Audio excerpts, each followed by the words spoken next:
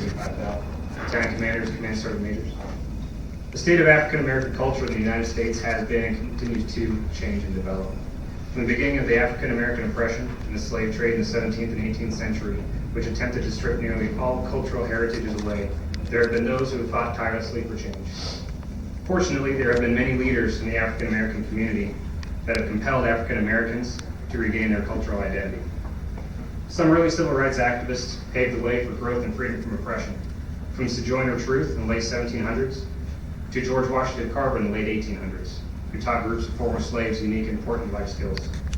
Early civil rights pioneers promoted prosperity for all. In the early 1920s, the Harlem Renaissance, led by Ramar Bearden and Alan Locke, attempted to move the African American community to return to their African roots. All of these leaders and pioneers in African American culture strived for civil rights equality and paved the way for Martin Luther King Jr. Martin Luther King Jr. was born on January 15, 1929 in Atlanta, Georgia, to his mother, Alberta, and his father, Reverend Martin Luther King Sr.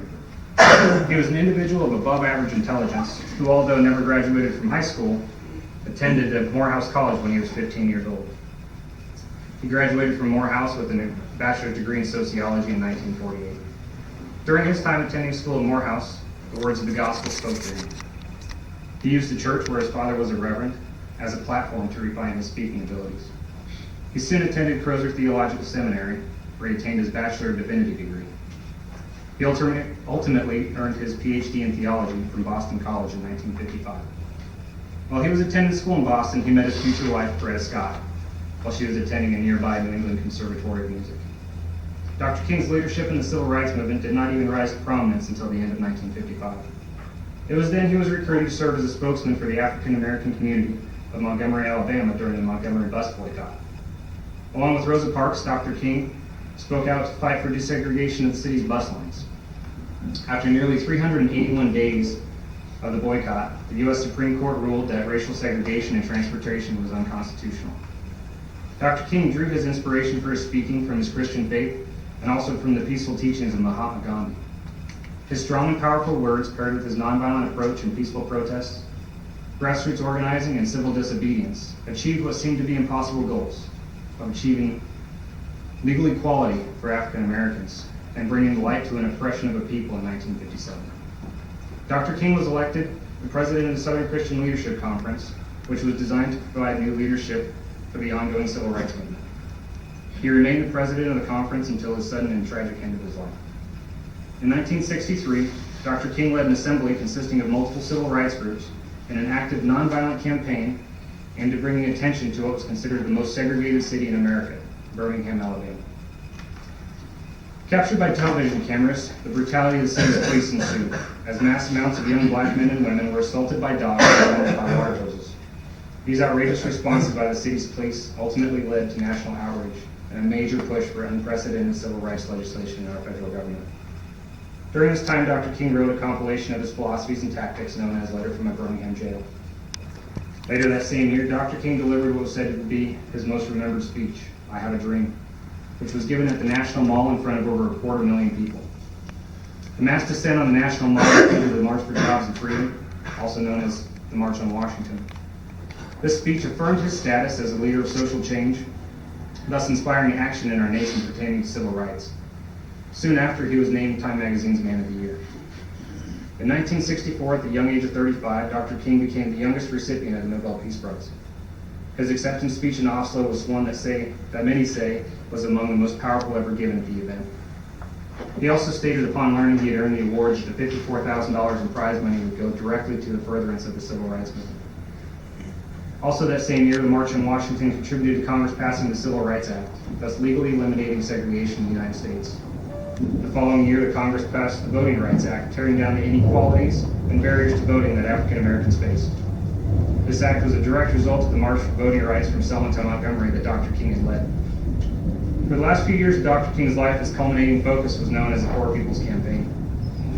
It was aimed at bringing economic change for impoverished Americans. He also spoke out strongly against the United States' involvement in the Vietnam War. Dr. Martin Luther King Jr. and his nearly 13 years of nonviolent activism ended swiftly and tragically on the 4th of April 1968 at a motel in Memphis, Tennessee. While standing on a second floor balcony, Dr. King was assassinated. His funeral ceremony was held in his hometown of Atlanta. High-level leaders of all political affiliation and races were in attendance. The primary thing Dr. King fought so passionately for was equality, equal rights and treatment for everyone, regardless of race, color, sex, and religion. The years of dedication and numerous rallies and speeches he gave were all for the progression towards equality. Although our country still has some issues regarding equality, many other nations are a lot further behind than ours. And a lot of these other nations, such as the one we're currently in, Afghanistan, it is women who are the oppressed. The Middle Eastern community has a long and documented history of depriving women of equal rights. Predominantly Muslim nations in the region are very patriarchal in their roots. Women in the region are attempting to gain certain aspects of daily living that American women have had for decades or never been restricted from ever having. As we see in the news, women in Saudi Arabia are constantly defying the country's imposed ban on women driving, challenging the legitimacy of certain governing legislation in the region. Afghanistan in particular is guilty of oppressing women in areas such as education, forced marriages at young ages, restricted mobility, forced wearing of the burqa, and domestic violence. In 1977, the Revolutionary Association for the Women in Afghanistan, or RAWA, was founded in the Afghan city of Kabul. During this time, women were progressively being afforded equality. When the Taliban took control nearly 2 decades later, they immediately began oppressing women. Under their rule, prior to their rule, women made up 40% of the country's doctors, had the right to an education, worked in offices, and were well represented in the government. Under the regime of the Taliban, women were not allowed to receive an education or even hold a job. They were only allowed to appear in public if they were accompanied by a male relative and covered head to toe in a burqa. They were so restricted that they would be whipped if their ankles showed, and were not allowed to laugh or even talk in public. RAWA ended up running underground schools for girls and health clinics for women. They were able to conceal hidden cameras to document the beating and killing of women. Under Taliban rule, any woman found to be a member of RAWA was to be stoned to death as punishment. One of the most prominent activists for equal rights for women in Afghanistan is a woman who goes by the pseudonym Faryal. She was recently honored as Glamour Magazine's Woman of the Year. She's a member of RAWA, fighting to draw the world's attention to the plight of women in Afghanistan. She fears for her life because of her beliefs and passion to bring equality to the women in Afghanistan. She faces many of the same obstacles that Dr. Martin Luther King Jr. faced. We are here today in our multicultural society as equals due to the perseverance and dedication of leaders like Dr. Martin Luther King Jr. We are here in this country not only to free people from an oppressive regime, but to provide them with the opportunities to establish a free and prosperous nation, a nation founded on the principles of democracy and equality. As I come to the end of my words today, I'd like to share some facts about the day we are currently recognizing. Martin Luther King Jr. Day was observed for the first time on January 20th, 1986. It's also observed in Toronto, Canada, not as a paid holiday, but in remembrance for his perseverance for civil rights. He's the only non-president to have a national holiday dedicated in his honor.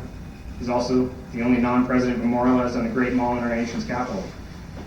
He's memorialized all over the world in parks, streets, churches, and many other public facilities as a leader whose teachings are ever relevant for the progress of humankind. I'd like to thank you for the opportunity to share the struggles and perseverance of a few of the dedicated people in our country's history, as well as the current struggles faced in this country. As you reflect on what the meaning of today's holiday signifies, think of where we might be as a nation had the courageous Dr. Martin Luther King Jr. decided not to pursue his lengthy battle for equal rights. Thank you.